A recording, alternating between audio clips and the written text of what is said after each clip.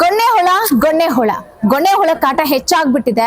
ನಮ್ ತೋಟದಿಂದ ಈ ಗೊಣ್ಣೆ ಹುಳುಗಳಿಗೆ ಒಂದು ಬುದ್ಧಿ ಕಲಿಸ್ಬೇಕು, ಪಾಠ ಹೇಳ್ಬೇಕು ಅಂತ ಹೇಳಿ ಯಾರೆಲ್ಲ ಯೋಚನೆ ಮಾಡ್ತಿದ್ರಿ, ಕೆಮಿಕಲ್ಗಳ ಸ್ಪ್ರೇಗಳನ್ನ, ಕೆಮಿಕಲ್ಗಳ ಔಷಧಿಗಳನ್ನ ಕೊಡೋದನ್ನ ಬಿಟ್ಬಿಟ್ಟು ಈ ಮೆಟರೈಸಮ್ ಅನ್ನ ಬಳಸಿ ಗೊಣ್ಣೆ ಹುಳ ಹೇಳ್ದ ಕೇಳ್ದ ಓಡೋಗುತ್ತೆ ಅಂತ ನಾನು ಹೇಳಿದ್ದೆ. ಸೊ ಅದರಂಗೆ ಮೆಟರೈಸಮ್ ಎಲ್ಲಿ ಸಿಗುತ್ತೆ ಅಂತ ಕೇಳಿದ್ರಿ. ಸೊ ಇಲ್ಲಿ GKVK ಯಲ್ಲಿ ನಡೀತಾ ಇರುವ ಈ ಮೆಟರೈಸಮ್ ಇದೆ. ಸೊ ಈ ಮೆಟರೈಸಮ್ ನ ಹೆಂಗ್ ಬಳಸಬೇಕು ಮತ್ತೆ ಇದನ್ನ ಇವರು ಮಾರಾಟಕ್ಕಿಟ್ಟಿದ್ದಾರೆ, ಇದೆಲ್ಲವನ್ನು ಕೂಡ ನಾವು ವಿಜ್ಞಾನಿಗಳಿಂದ ಕೇಳೋಣ ಬನ್ನಿ.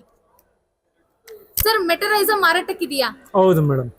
ಈಗ ನಮ್ಮ ಇಲ್ಲೇ ಸೂಕ್ಷ್ಮ ಮೈಕ್ರೋಬಯಾಲಜಿ ಡಿಪಾರ್ಟ್ಮೆಂಟ್ ಅಲ್ಲಿ ಜೈವಿಕ ಗೊಬ್ಬರದ ಘಟಕದಲ್ಲಿ ಮೆಟರೈಸಮ್ ಸಿಗುತ್ತೆ. ಕೆಜಿ ಬಂದು 100 ರೂಪಾಯಿ.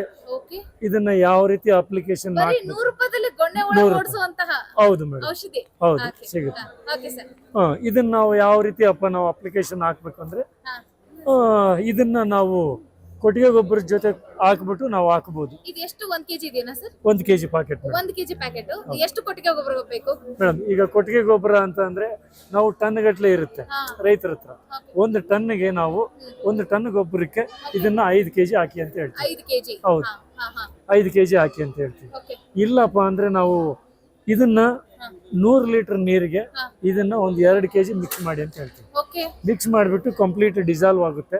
ಅದನ್ನ ನಾವು ಗೊಬ್ಬರ ಜೊತೆ ಡ್ರಂಚ್ ಮಾಡಿ ಅಂತ ಹೇಳ್ತೀವಿ. ಯಾವ ಗೊಬ್ಬರ ಜೊತೆ? ಕೊಟ್ಟಿಗೆ ಗೊಬ್ಬರ ಇರುತ್ತಲ್ಲ, ಡ್ರಂಚ್ ಮಾಡಿ ಅಂತ ಹೇಳ್ತೀವಿ.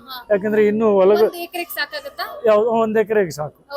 ಮಿಕ್ಸ್ ಮಾಡಿ ಎಲ್ಲ ಡ್ರಂಚ್ ಮಾಡಿ ಅಂತ ಹೇಳ್ತೀವಿ. ಆಮೇಲೆ ಅದನ್ನ ಮಾಯಿಶ್ಚರ್ ಮೇಂಟೈನ್ ಮಾಡ್ತಾ ಇದ್ರೆ 10 ರಿಂದ 15 ದಿನ ಹಂಗೆ ಬಿಡ್ಬೇಕು. ಆ ಗೊಬ್ಬರ ಹಂಗೆ ಬಿಡ್ಬೇಕು. ಅವಾಗ ಅದು ಏನು ಇನ್ನು ಈ ಸೂಕ್ಷ್ಮಾಣುಜೀವಿ ಮೆಟರೈಸಮ್ ಮಲ್ಟಿಪ್ಲೈ ಆಗುತ್ತೆ.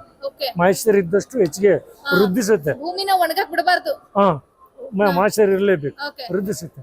ಅವಾಗ ಎಲ್ಲೇ ಗೊಣ್ಣೆ ಹುಳು ಇದ್ರು ಅದ್ರ ಮೇಲೆ ಇದು ಗ್ರೋತ್ ಆಗುತ್ತೆ, ಕಂಪ್ಲೀಟ್ ಶ್ರಿಂಕ್ ಆಗುತ್ತೆ. ಶ್ರಿಂಕ್ ಆದ್ರೆ ಅದು ಬೂಸ್ಟ್ ಬಂದಂಗ ಆಗುತ್ತೆ.